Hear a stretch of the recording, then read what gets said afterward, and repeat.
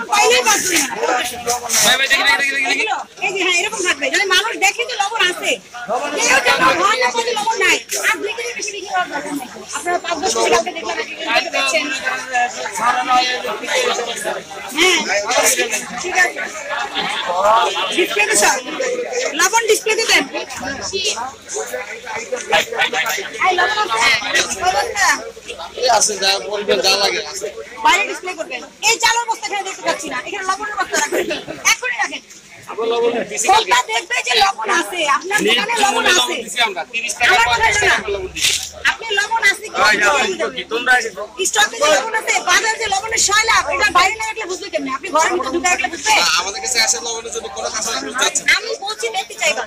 বিকালে আবার আসবে আজকে কি অবস্থা আজকে কি অবস্থা আজকে একদম শান্ত লবণ নিয়ে কোনো হুড়োহুড়ি নাই কালকে আচ্ছা মজুদ কেমন আছে মজুদ আমরা পর্যাপ্ত পাইতেছি আমাদের চাহিদা মতো সার্ভিস তো আমরা লবণগুলো কোথায় আমরা চেষ্টা করে আনি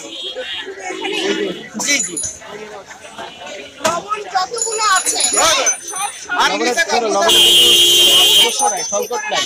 আমাদের লবণ স্টক করার মতো প্লেস নাই আমরা কোম্পানি থেকে 2 বস্তা 3 বস্তা করে আনি ওতে বিক্রি হওয়ার পরে আবার এখান থেকে নিয়ে আসতে তো এখানে কি সংকট আছে জি না স্কুল ভালো লাগে আপনি কিছু দাঁড়া আছে